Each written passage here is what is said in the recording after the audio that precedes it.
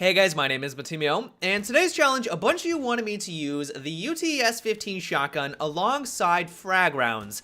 Frag Rounds back in Battlefield 3 was incredible. Like, I don't know if you guys remember this, but Frag Rounds and basically any shotgun, you could destroy people when the game first launched. It didn't matter if you were up close, it didn't matter if your enemy was around a corner, if they were at long range, the splash damage that came out of this weapon and just the direct hits from it, you could annihilate your enemies. And so everyone was running around with one of these setups. It was one of the most popular builds, one of the most popular loadouts, and so DICE realized that this was a little bit game-breaking. It detracted from the experience, and they didn't want everyone running around with a frag round setup, and so they went and nerfed it. And they also kept that same nerf win they transferred on over into Battlefield 4, and now what we have is a setup with the UTS-15 that is honestly one of the worst loadouts that you can have in the game. Like, if you want to be effective, if you want to do well, using the UTS-15 with frag rounds is probably not the way to go about it. And what it really comes down to is that when you think of shotguns, you think of something that's going to do amazingly well in close encounter combat. Like, it doesn't matter if you're using a semi-automatic or one of the pump action shotguns,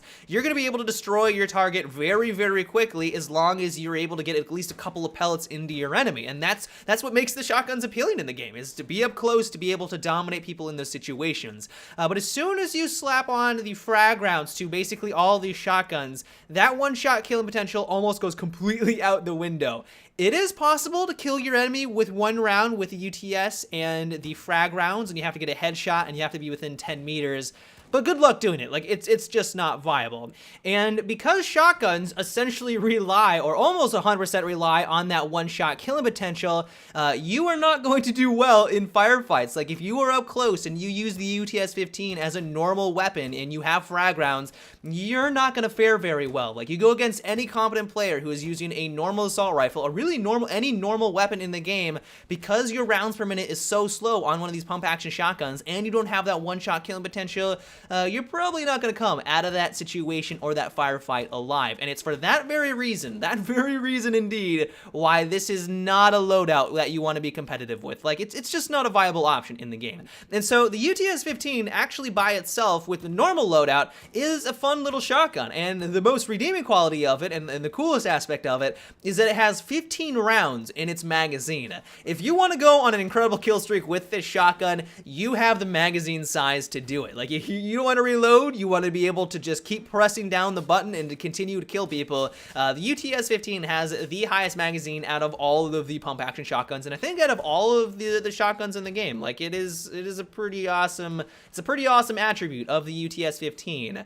The downside of it, though, is that it has a very slow rounds per minute. Actually, one of the slowest RPM out of the shotguns, only coming in at 99. And so once again, just sort of contributing to its slow time to kill, especially without a one-shot killing potential, why this loadout is so terrible. The thing you need to know about frag rounds, though, is that it's very consistent with its damage. Like, as long as you're able to get the splash damage onto your enemy, it's going to do basically 25 damage per shot. And so what this means is that as long as you're able to get 4 rounds near your enemy, you're going to be able to take them out. Almost 100% guarantee. Like, maybe if your shot is a little off, the damage is going to drop off slightly, so you may need to get one extra round down range. But for the most part, as long as you're able to get your round somewhat close to your enemy, you're going to be able to drop them in 4 rounds. The thing about that, though, and hopefully this is making sense, is that because you only have a rounds per minute of basically 100, getting those 4 rounds into your enemy and surviving that situation is not something that's going to happen very often. Like, as long as the enemy is looking at you, and as long as you start the firefight at the same time,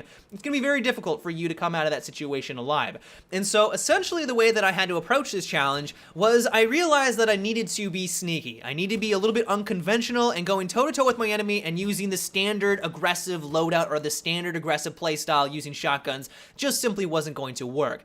And so the first way I went about it was actually a lot of fun, and this is where I tried to lure my enemy into a false sense of security, try to bring down their defenses, and lure them into a trap. And so here, for example, I'm playing on Caspian border. I know that trying to go out in the open and trying to be aggressive simply isn't going to work, and so I tried to let my enemy know that I was going to be down in the basement section of the hilltop area. I knew that the enemy was going to probably get a little curious, they probably saw me on the minimap, and that they were going to work their way down there. And instead of just trying to go toe-to-toe with them them and letting them round the corner and trying to blast them with my frag rounds, I would let them slowly try to work their way down the stairs, but as they worked their way down the stairs, I was trying to get splash damage on them. I would take a couple of shots, and then once they realized that I'm going for them, I would run for cover. And then as soon as they were about to round the corner, I would notice on my minimap that they were about to round the corner on the door. I would bombard that area with my frag rounds, and then hopefully cross my fingers,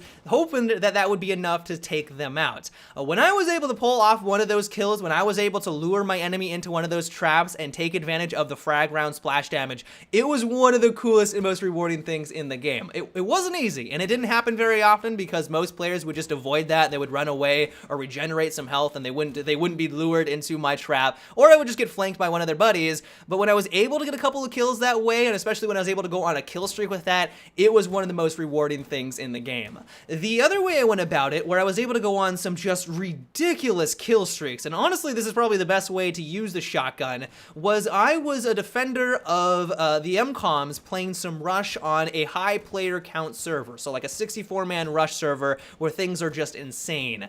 And what's great about some of these servers is that a lot of times people will just bum rush these objectives. They won't realize that you're in a little corner trying to defend one of the MCOMs, and they'll all try and disarm the objective. Like, that's good. That's a good thing. They're trying to play the objective. But because they didn't know where I was, here's a great example. I just spammed around the MCOM and got an absurd amount of kills. Like, honestly, if I was using a normal assault rifle or even a light machine gun, I probably wouldn't have been as effective as I was with the shotgun. And I did not think that I was ever going to say something like that. Like, honestly, I felt like going in this challenge that there was not going to be a situation where I was going to be like, oh yeah, I'm so glad I am using a pump action frag round shotgun at this time. Like, no, I never thought that was going to be the case. But there were some situations where I was playing on Rush and the enemy was trying to disarm these objectives, and I was just mowing people down. Like, it was simply incredible. And so realistically, this is probably the one and only time using this loadout was a viable option. Like, when everyone has no idea you're there,